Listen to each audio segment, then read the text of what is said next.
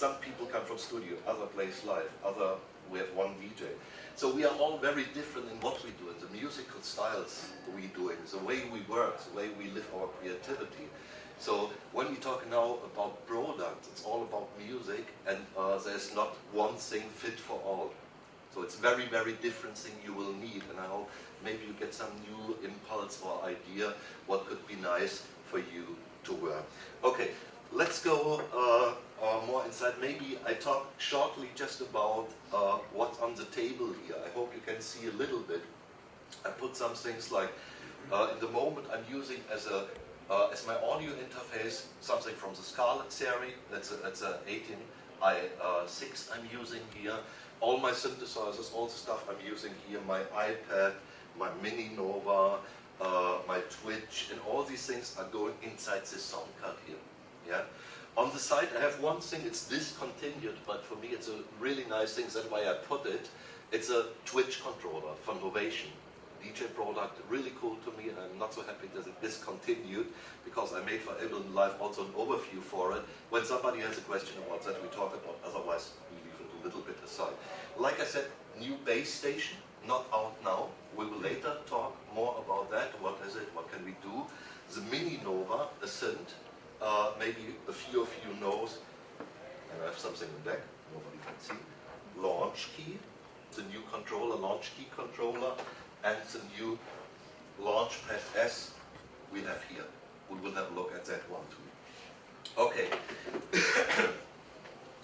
So, when we look at the Focusrite, the interface range we are working with, we have a lot of different things out now, and I try to put it a little bit in groups, just that you see how far the range go. So, what I'm using now there is, like I said, I'm using Scarlett, and we will focus about a few things from that series. We have USB audio interfaces, USB 2 Scarlett series. What's very important for me about that, because it starts from 2 in, 2 out, it gets the same mic pre like the biggest ones. Even when you buy a product like the 2i2 or the 2i4, it gets the same mic pre like the things for 600 or 700 euro. So we build in the best quality mic pre's and ADD converters in the big ones like in the small ones. You have more I/Os or you have more features, but the quality is the same. Yeah. So that Scarlett range, we have a look for that. We have a Firewire Thunderbolt range that is called Sapphire. Maybe some of you know that too. Pro 24, Pro 40, 56 and things like that.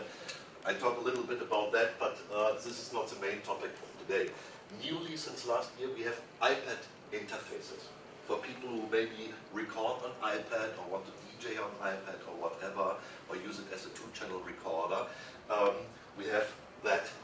On the side you see our new high-end here. It's a network audio based system with, which can run up to 512 channels over Ethernet, gigabit Ethernet. It's called RedNet.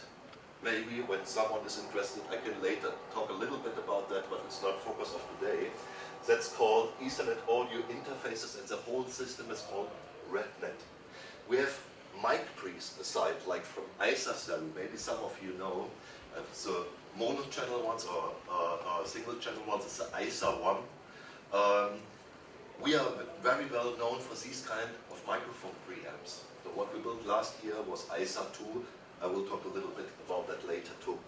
Channel strips where we have microphone emulations we can work with, and we have newly since 1.5 years also an analog mixing console, the Focusrite 2802, and some kind of software.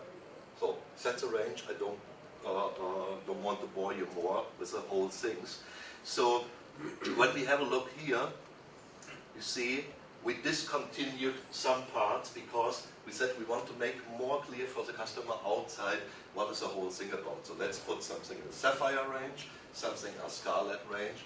That's why we discontinued, for example, the Sapphire 6 USB and replaced it with a 2i4. I want to talk a little bit about that because for me it's in price-quality relation. It's a very, very good example for the whole Scarlett series. and I will later show you the range from 2i2 to 18i20. So that means you can do the biggest band recordings or live recordings with a big interface, but it starts with 2 in, 2 out. So what we have here, it's completely bus powered, it's USB 2. You got 2 Mic line instrument inputs, and it got, like I said, it's the same good Focusrite microphone inputs like the bigger models that we have there. I don't know, what's the price here, Sebastian? 189. 189. So it's hard to beat with this quality here. You've got 4 balanced output. Usually interfaces that are so small don't have balanced output, and maybe you have hum problem or things like that. You've got 4 balanced output. Input gain halos, I will show on the next slide. Pad attenuation. You got phantom power when you want to use for vocals, for example. You have your big microphone which needs phantom power. Yeah, you got phantom power over USB power. You don't need a wall plug for electricity. You just plug it inside your computer. You still have phantom power. You have a selectable headphone source. That's quite important for DJs, for example, because maybe when you play out your main signal, or for people on stage for bands, your main signal on output 1, 2, people can listen to that, and you switch the queuing on 3, 4.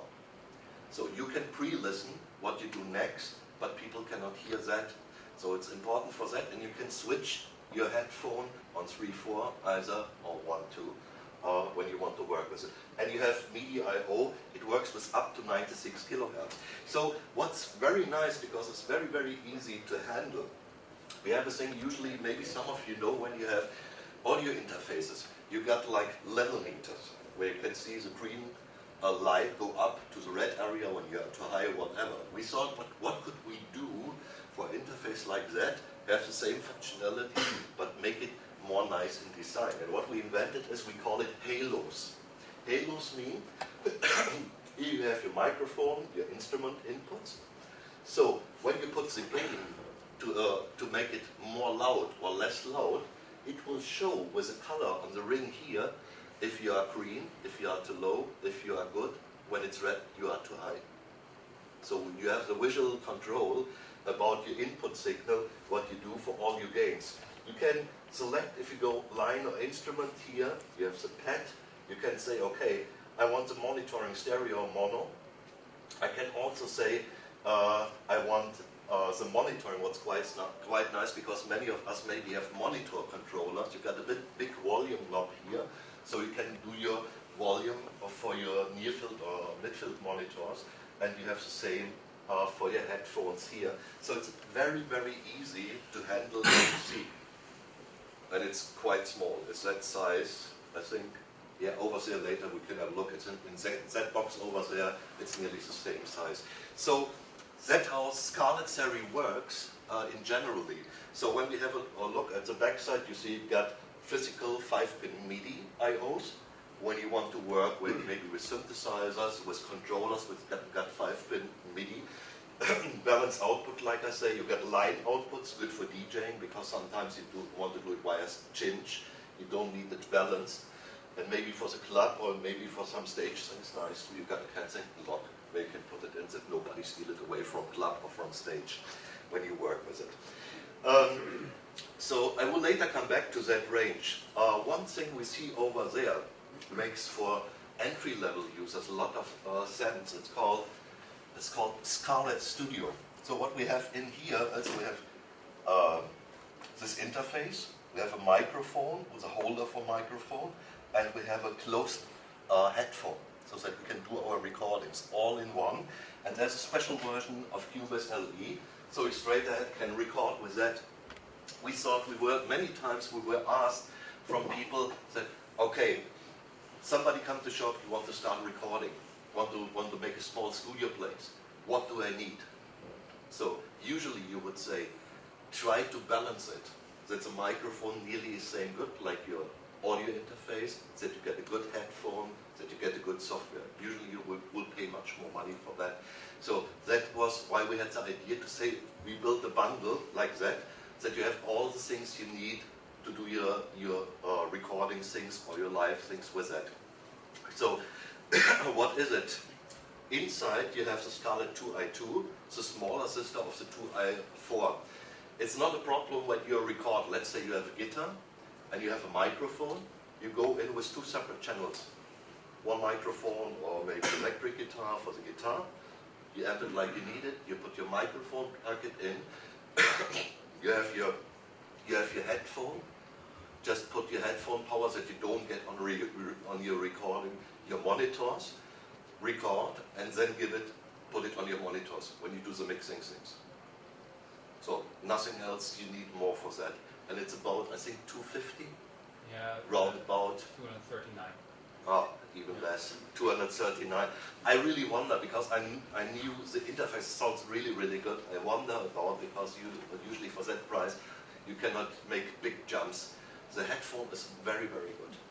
The closed headphone. I check it out in my studio, it's very, very good. So microphone is okay. It's for entry level absolutely fine. There are some other, maybe sound same good, but the headphone is very good. And yeah, Cubase version is nice to have it on there. We have for people maybe which are afraid when they start with producing music. Who started in producing? A few. Who would say I'm more advanced? All the rest?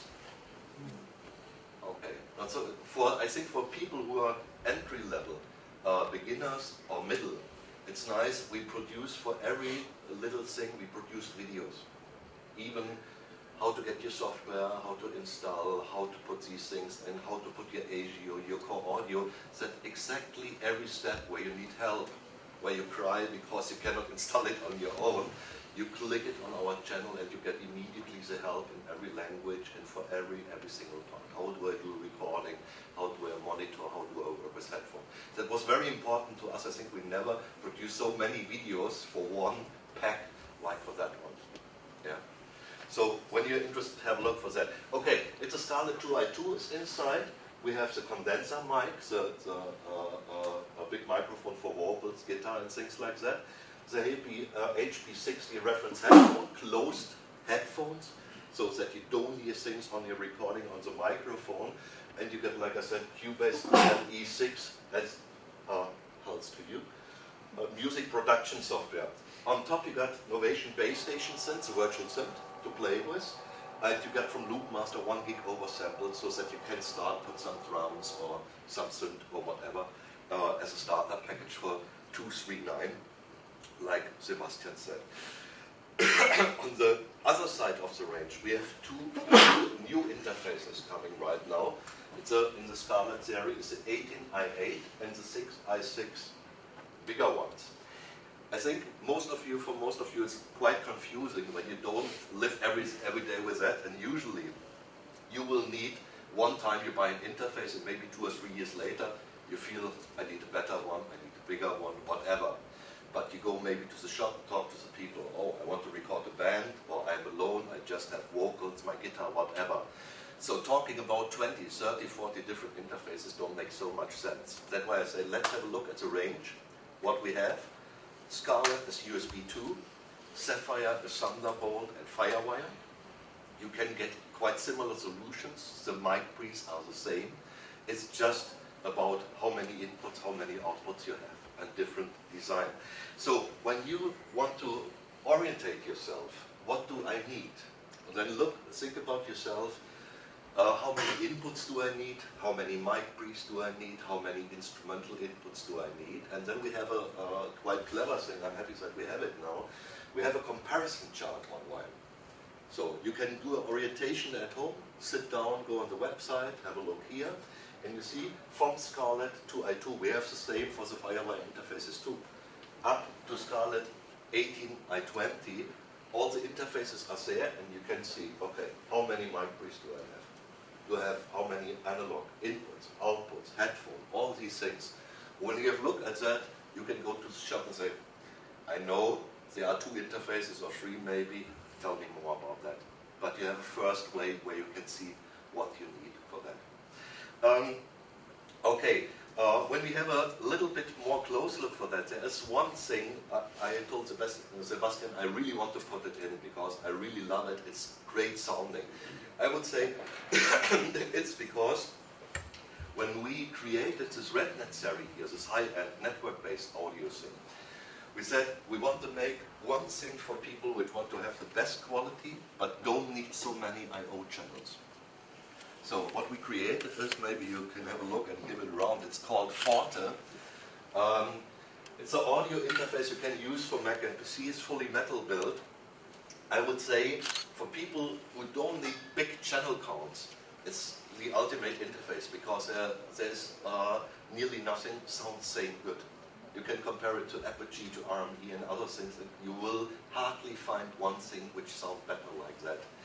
It's up to 192 kilohertz. You have 170 dB dynamic range, exactly the same like you have in here. One unit of these is about 3,000 euro, 2,500, 3,000 euro when you buy it. This is about, I think, 399 right now. We have it in here. And what is really nice made, you see this big thing you can turn. You have an OLED display which is touch sensitive. So when you have Pro Tools, when you have Logic, when you have Ableton, it will recognize the moment you open your software, you get a remote for your software. You can say, I scrub with that, or I put volume, or when I press, it play, and when I press, it stop. So you have less to look at your monitor, and you play more music and work really with your interface.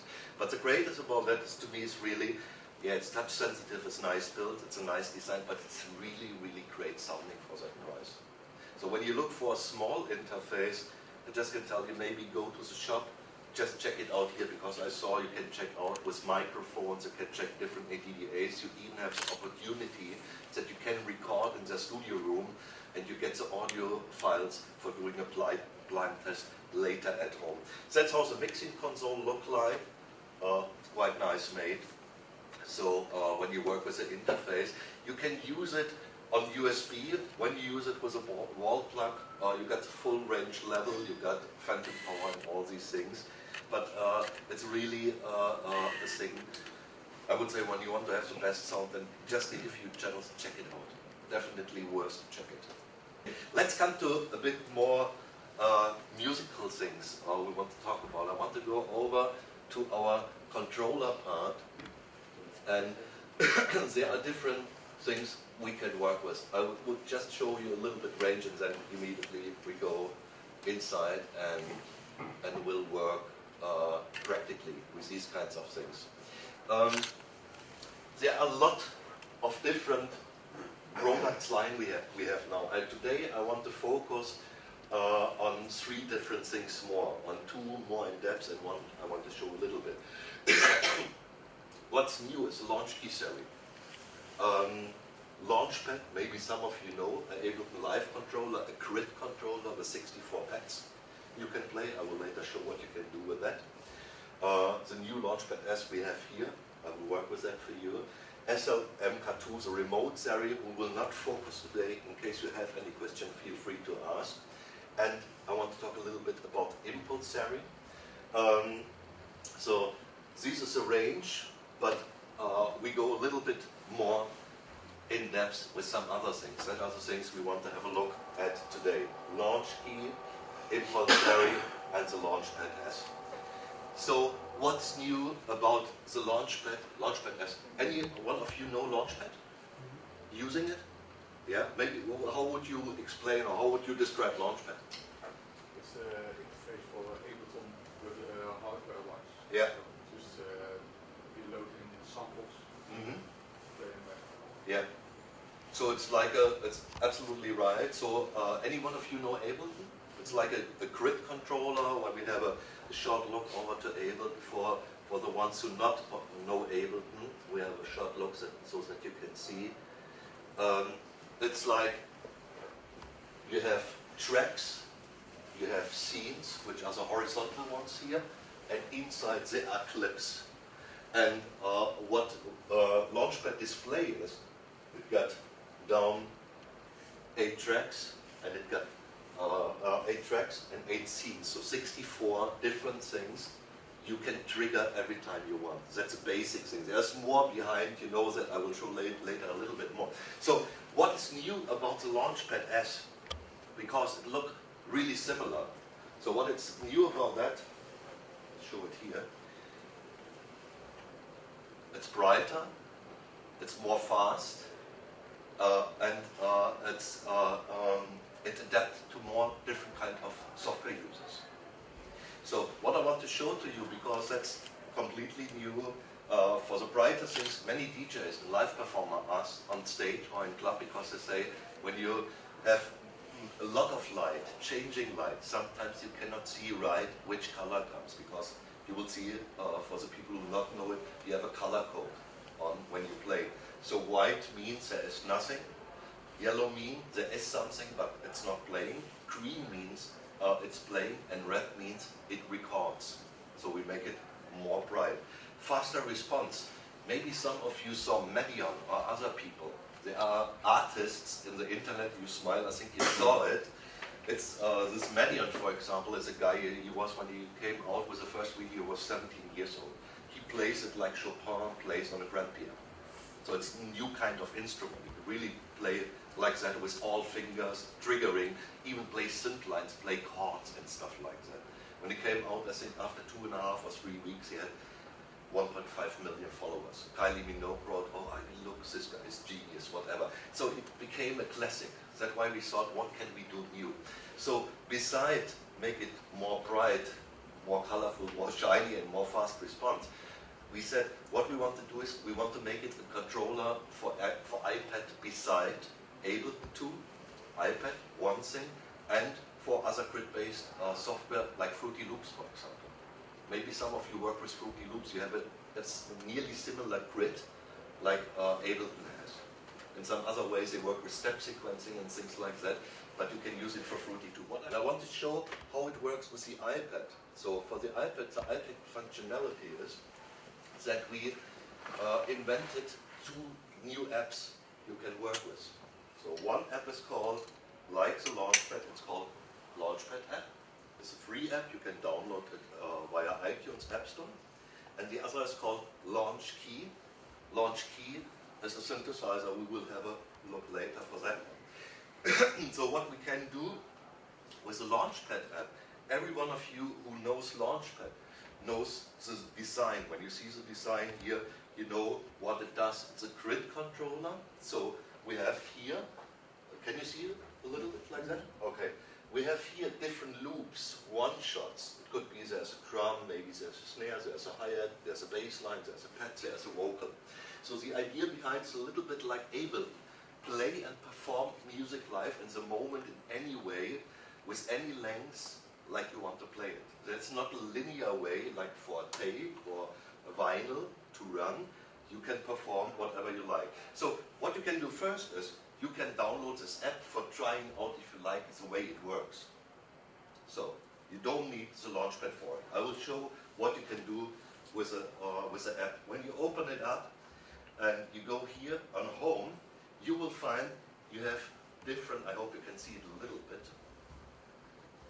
So you have different styles like break, drum and bass, dubstep, house, minimal, tech house, whatever. So let's choose one thing. Let's say we take house or tech house, say open. So it will load immediately the set of music here. So when we have it here, we straight ahead can start to play with it.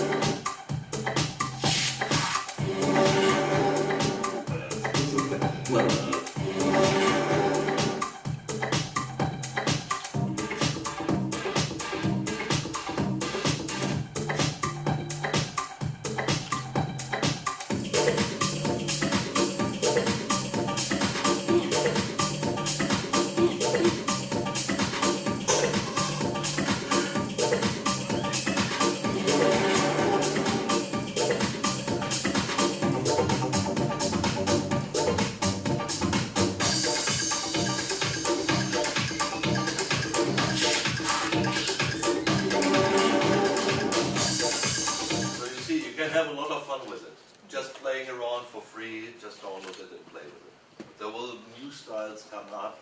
So feel free, see if you like this way of making music, performing music.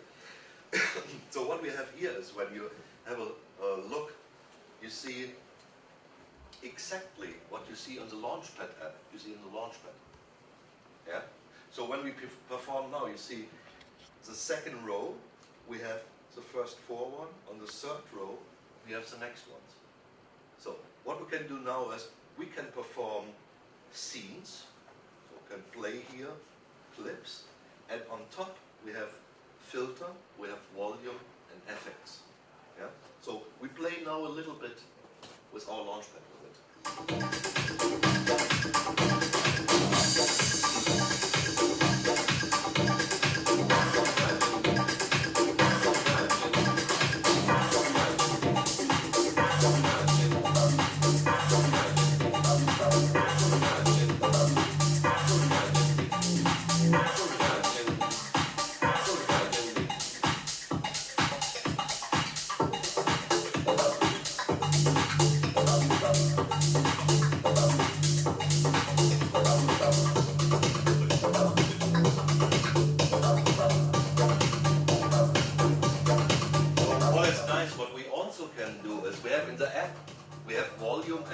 Filter and we have effects.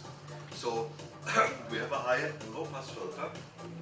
You just open it up here and you can filter your sound and put different volumes, and the effects you can also trigger from here. Yeah.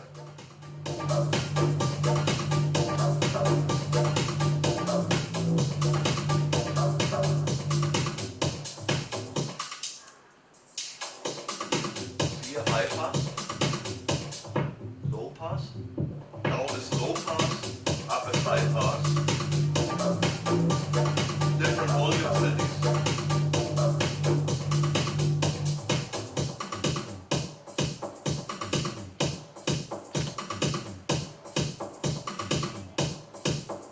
My fingers are not good for the iPad.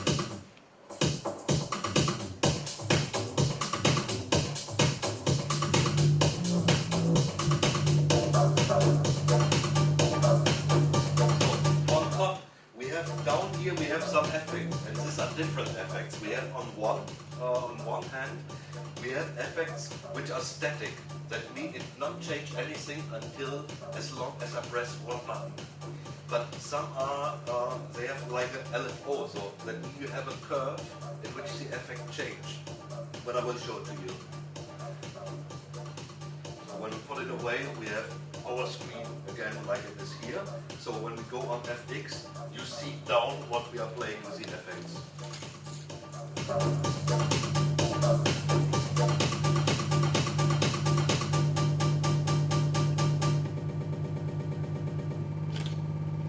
Loop roll. You see a filter going down, open up. This is like you got a curve.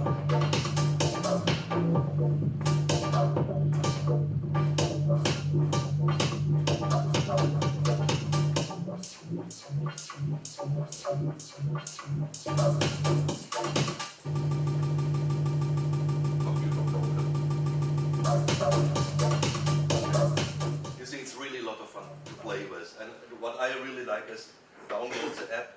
Like I said, look if you like it, it's a way to make music. When you don't like it, don't buy Launchpad. If you like it, it's really nice because it's one use. You can use it for a play with. We just stepped in Ableton Live, and there are a few more things we can do. So let's have a look what we can do in Ableton Live with a Launchpad. So when I load, let's load a set here. It's similar what we saw there because you get a structure, like the structure is first track, second track, third track. First scene, second scene.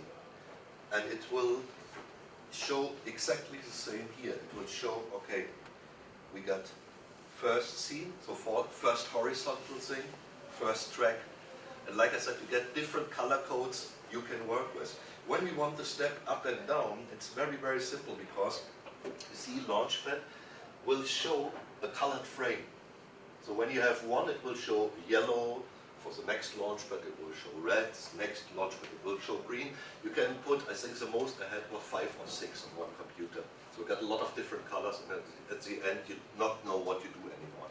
But looks nice. So you get, for everyone you get color frames, 64 clips you can work with. So when I want to go down, it's very nice for performing at stage. In the session layer, I go down here and I can see, okay, I want to bring in clips alone, or I want to trigger a whole scene, like a pattern. I can do from here, or I press it on here. When I want to go more down, I just press it, and you see, the yellow frame is going up and down with it.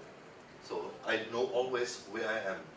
So let's do it. I just reset everything we have here. And the nice thing about that is when you know Ableton Live, or users which use Ableton Live will know that it's a very different approach of making music compared to Logic or Pro Tools linear sequencers. Because with the Launchpad, we would be able to say, I know what I want to do, but when I build it in a linear way, like on a tape, it takes me 2 or 3 weeks. But I know what I want to play, so let's do the arrangement with a Launchpad in live at real time. So we put it here on record and we just start it.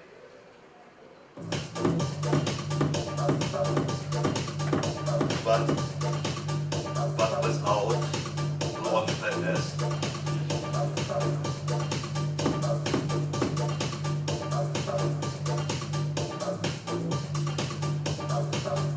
Stop it.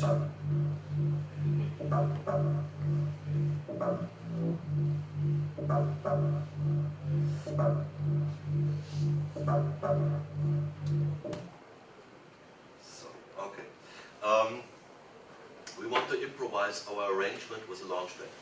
Just reset everything, go on record here, take your Launchpad, and go for an play.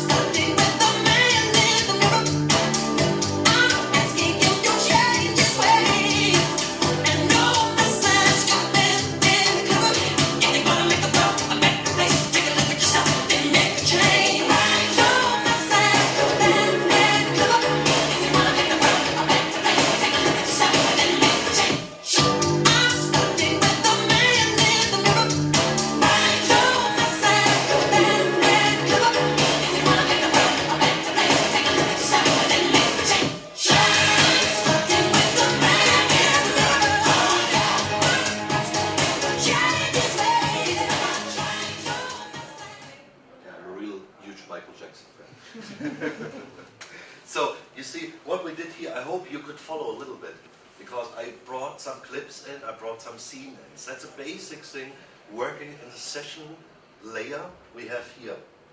Bringing clips, bringing scenes. But there's much more what we can do. When we now switch in the Ableton Live arranger view, you see we play our arrangement. Yeah? It's not copy, copy, copy, or playing single tracks and painting. I say always it's a little bit, I think in Netherlands it's the same Lego, when you play as a child with this little things. When you work with electronic stuff, pop stuff, it's very often like, oh, I take that stone and then I copy it over there, then I copy it over there. But it's not like creative flow and making music. And I think nowadays it's like, a long time ago, studios were very, very expensive. You got a lot of analog gear with a lot of knobs and all these things. And then computer revolution came, software came, everything get a really good quality and get really cheap. But what's worse, really worse about that is you need something tactilely or ergonomically what you can play with. So think I always say computer working or producing music, performing music is like paradise, but it's hell when you just have one finger, when you have one mouse, because it's just one parameter you can change. So what you can do here is to play with both hands all the time. Yeah. So what we can do on top with Launchpad S is not just having this thing working with a session view and bringing the clips or scenes in. What we can do on top is we can work with effects, volumes, pans, and things like that. In a very, very simple way. It works like a mixing desk or control for my effects. So it's quite simple to do that. When you have a look here, this is for my mixer. So when I want to use, you got here at the side, it will tell you what it does. So when I say, okay, let's do volumes in my mix.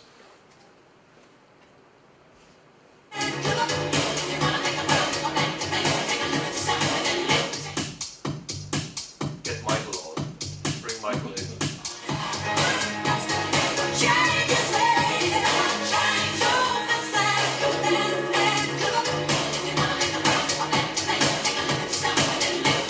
You never can do that with fader. You can jump here. You can say I go from whole volume down to 0 or middle in between, and I do it with both hands. Yeah. That's quite nice because when you look at YouTube, you will see many people use that for very, very unique personal sets when they play. What we also can do is we can control our panning, going left, right, and our effects and returns. Let's say I want to put more reverb on the vocal.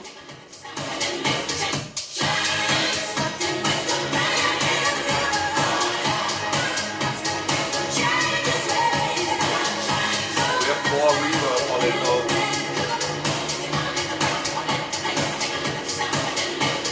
So let's try it again. It's very nice to play like that or do it for the second here. What you can do too for people who perform live on stage or in club with it, I always say this is a really, really bad button. That is a stop all button. When you press here, your whole thing stops. You just can smile and wave to the public and go somewhere in the corner or do like you want to do a break and bring it in again, whatever. So, but you can put that on a different MIDI controller that it learn, you put it out, that when it happened, nothing bad happened. You can stop single tracks. When you want to stop a track, you can bring tracks in and out.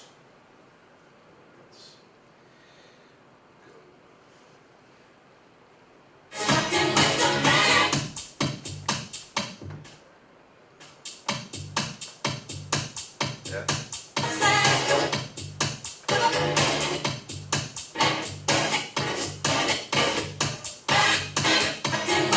And you can record it too, if you like. Down here you have solo. I work a lot with the solo thing on the launch, but I really love it because you mix with soloing with different instruments.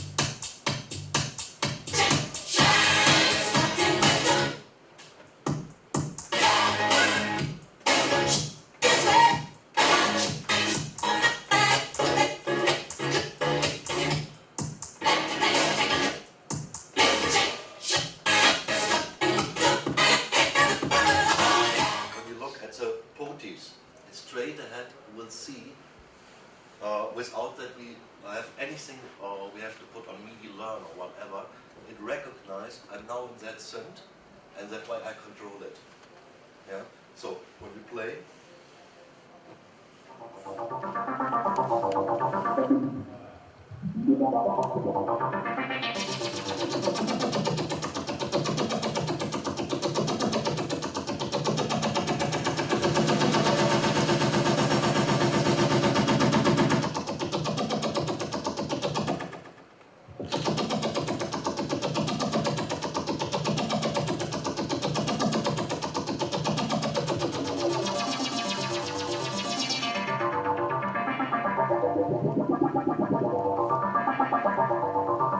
So there's nothing you have to assign, it's straight ahead, we'll see what is at the start. And that's a new thing we call in control. It works with the iPad, but when we take it now and say, okay, we're not connected to the iPad anymore, we take it, and let's say we connect it now to our MacBook. It will recognize when we, it's a little bit tricky because I do all this hot plugging. Usually can't happen, the whole system screws up at one point and nothing works anymore. But you see, it recognizes, oh, now I'm for Ableton Live, and you see, in control is flashing. That means it recognizes the DAW immediately, no matter if it's Pro Tools, if it's Logic, if it's Cubase, if it's Ableton, you don't have to do anything at all. One thing you just do is, you just go there, say, okay, let the installer run, and it will recognize the next moment which DAW, which sequencer you use, which kind of VST or audio unit instruments you use, or effects, or internal things like devices in Ableton or Steinberg instruments, Logic instruments, and stuff like that. And you can remote control everything immediately from there without any kind of media learn. When the DAW has an opportunity to do MIDI learn, you still can do it. It's not a problem at all to do it, but you don't have to when you don't want, because it will be recognized. So let's have a look when we go back to Ableton Live. You see, we have this beside that we have in that series 25 keys, 49 keys, 61 keys. So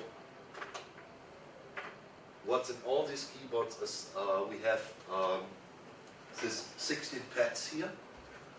They are velocity playable, and besides that you can use it as drum pads to do your grooves, play your kick, your snare, your hi-hat, your bongos, whatever. Play this. It's also a remote for playing Ableton Live, for clips and for scenes, whatever. So how it works is very, very simple. So let's say I want to control a channel. The small one just has one fader. So when I want to control anything, any channel, a volume of a channel or whatever, I just select the channel here, and next thing you see the volume fader is going up and down, because he knows, okay, this channel is now selected, I work now with that. So when I want to work with a clip thing here, so in the moment I would say stop all, you see there's no green light anymore I work with. So when you want to bring in some new clips, okay, bring in a new clip. Same before, plug it off. Kill you.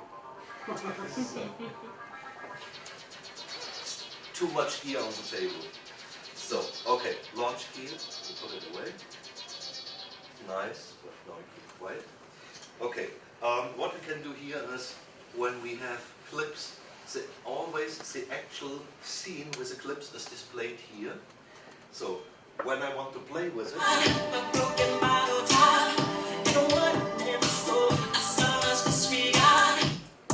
so playing activates the upper range, will activate the clip. The lower range will stop it. So when I want to bring in the voice of Michael, I press it here. When I want to stop it, you put it here. So on top, besides doing mixer remote things, doing this clip things, I have a machine control. That means when I want to stop playing forward, backward, record my scene, I can do all that no matter if in Cubase, Logic, Pro Tools, wherever. I just use it with a machine control. So press stop when you want to play. So when I want to go up, down with my scene here. So loop, play loop, put record on. You see the record button will highlight when I want to record in a range or whatever. All this you can do in your DAW. And this really really worth the price. I think it's 130, 140. Yeah, 1 to 9. 1 to 9. It's not 1 to 9. You get the pads, Launchpad app, Launchkey app you get for free. You get V-Station, Bax-station, Ableton Live LE, and 1 gig of samples. It means you can immediately start producing and working with it.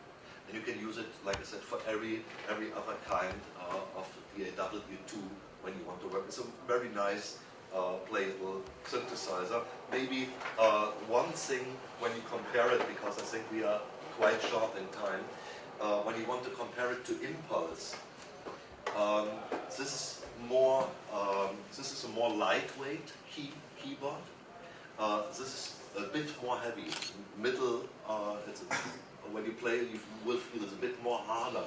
On top, what you have here is you got this drum pads on Impulse you can play, but it works not with in control, it works with Automap. Automap is a software. You can also control everything in your software, in Ableton, Cubase, whatever. But you have pages, maps that you can learn yourself and edit. So people who are pros in the studio have a lot of gear and want to edit that all the time. For them, it's maybe Impulse or Remote SL a good idea. On top, the keyboard here got aftertouch. Maybe some of you know what's aftertouch?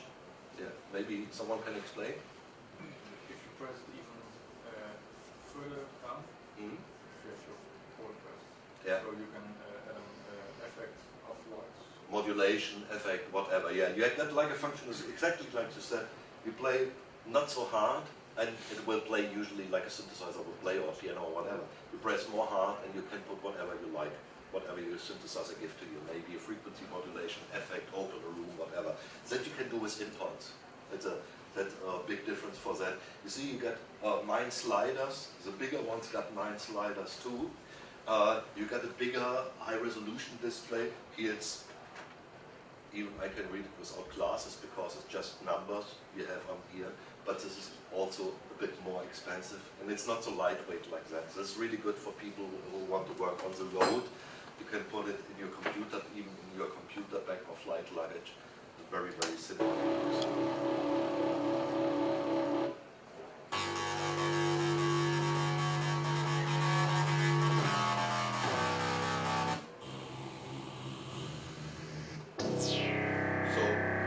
Bass group. When I want to have basses, I just step through and look for my basses.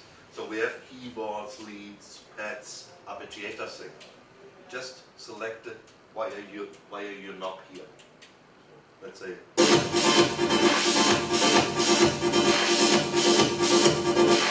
Things like that are in there too. So it's really, really good sounding. So, but what's really special about it is when we go on the sound, let's do it maybe with that one. So we have the opportunity, you see, we do everything by hand, manually, with our hand here. So what we have is we have a big filter knob here, we can use to put some filter stuff on. Filter cutoff. What we can do here.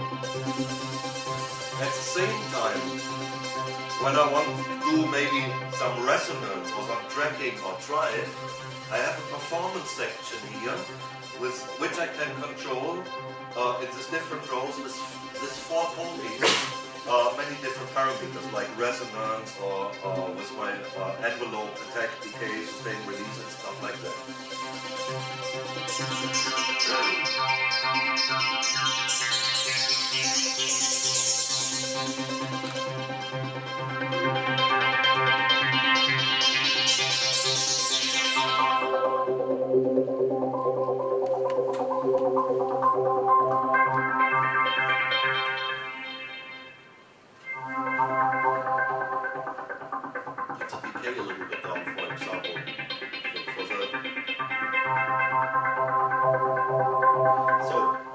it got something I really like, and I think no others have it. You see down here, we have a section we call Appreciate or Animate section with this 8 pads. So what we can do here is when I go on Animate, push it up, it turns blue.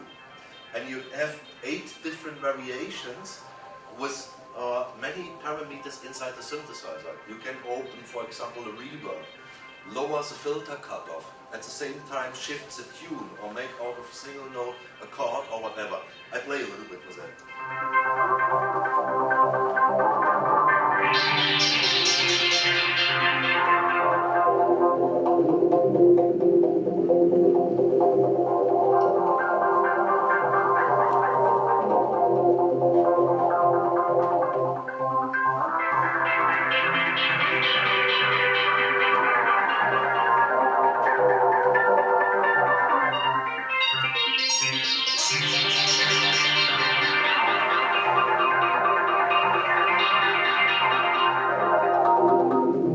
Quite impressive what you can do just with these pads when you work with these pad style things. On top, what we can do when you have an arpeggio is at the same time when we do this animate thing, we switch over to arpeggiate, and we have like an arpeggiator, and we can put steps in and out. It sounds like that.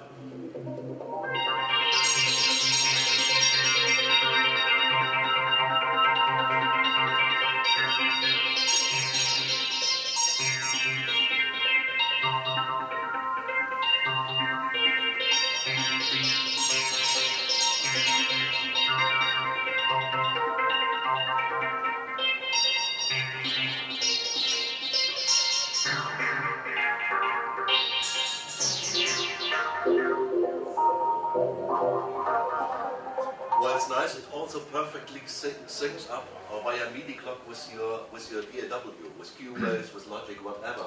So when you want to do an arpeggio, or you work with this kind of animate stuff, all the things you do here are given out as a MIDI controller to your Ableton Live, Cubase, whatever, and you can reproduce it back. So when you play the pads, do the step sequence and arpeggiator stuff, doing the animate stuff, do your tweaks with resonance, filter, and all these things, everything is inside your piece of music.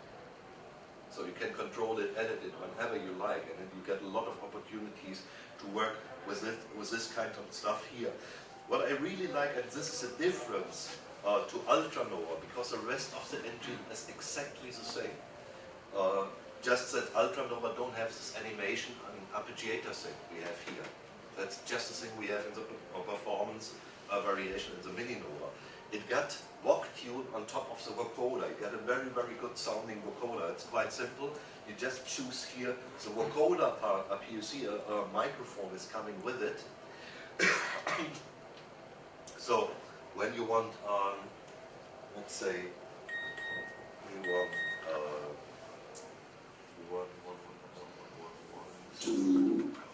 the sound like I'm really sick today. So maybe we take something like Kraftwerk, next door it goes. 4th of July. 4th of July. It's very, very nice. Very, very nice. Have a look. We have a new video up with, maybe some of you know Teddy Riley, a house producer. He worked also with Michael Jackson. He loves this machine, and he can do it much better with the voc tune stuff. We have a thing like when you can go here and play your own. Let's say we go out tonight. Let's go out tonight. And you just play it and record it. It's very, very nice. Very nice to play with. He's using a lot of this voc tune thing. That's the thing on top of the Ultranova. I don't know what's the actual price at the moment. About 400. 399. So we are too cheap. Much too cheap. We took the best part out of the old base station. Maybe some of you know it from the 90s. It was a lot of use with a drum station together with 808 style, 909 style drums. And for acid bass line and stuff like that, we use a bass station. So what we thought to bring it in the new time now is, we say we rework. We took the classics, the best things, and we rework the rest. So we have two oscillators on top. Compared to the old machine, we have a sub-oscillator and we have a noise generator inside. What's very important to me is, because none of the competitors in this price range have it, the whole thing is completely analog. The whole signal chain, from oscillator over our mixer, the whole filter section, the LFO supporter, envelopes, even the effects that are built in, we have two built-in effects, are completely analog.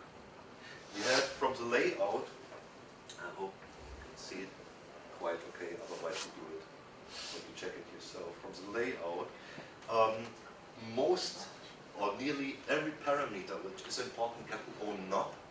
And when you, for example, have to use the same knob, like for oscillator 1 or 2, you get a switch it on oscillator 1. When you want to edit oscillator 2, switch it on 2. So it's made for bass, but it's brought bass station from the 90s really to the new time right now. It's extremely fat sounding, like I said, completely analog. On top of all this, we have a keyboard with aftertouch. That means you can program things, or when you want to use aftertouch, you explained it before, when you want to modulate frequency or effects or whatever. And we get an external input, so we can use a filter, we can use the effect with guitar or with whatever, just put it inside. The best thing for me on top, because it's all about sound and it sounds really great, you can check it out yourself when we do the hands-on. But what's really nice for me, because I have some analog gear, some analog synthesizers, when it's purely analog, you always have to play and you have to record it audio. And then you have to edit what you want to do with it. Here, it gives out all the MIDI CC, all the MIDI controller. That means it's the same like a launch key or MiniNova. You tweak a bass or you tweak envelope or you tweak LFO, whatever. When you're in record mode, I hope your DAW will recognize it, Ableton does it, it recognizes and it will record it and give it back so you can edit later. So nothing is lost, you don't need to record it via audio. On top you have 128 spaces for presets. 64 are factory presets, fat basses, crisp, arpeggios, leads, whatever, things like that. And 64 places are reserved for your sounds. When you create sounds, you will save it. Okay, let's go a little bit into sound.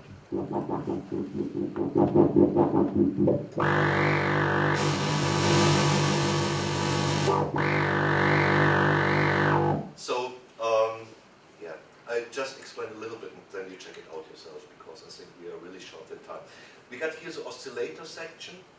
You have 4 different waveforms, 2 oscillators, a sub-oscillator, you have noise, you can do here. You have filter section. Important about the filter section, but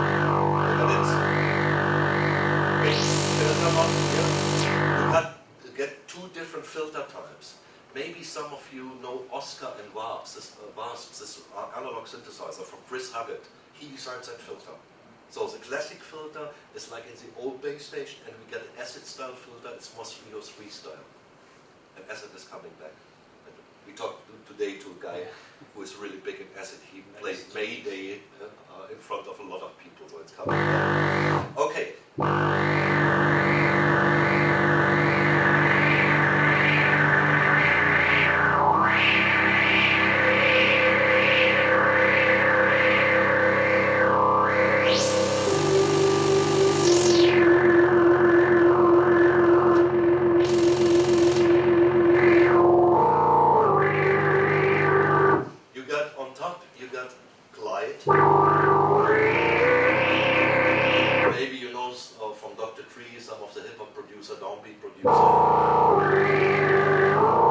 Many people really love it to get the sound. We want it like a slide over. We have LFO section.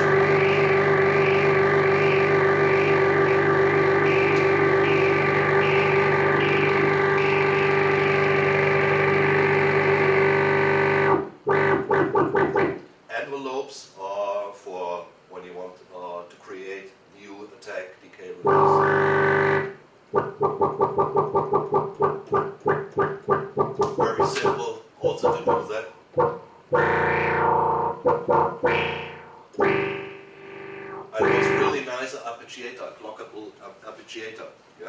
tempo, you have 32 different patterns you can play with. And when you tweak that all together with the effect, that's really nice. So let's look for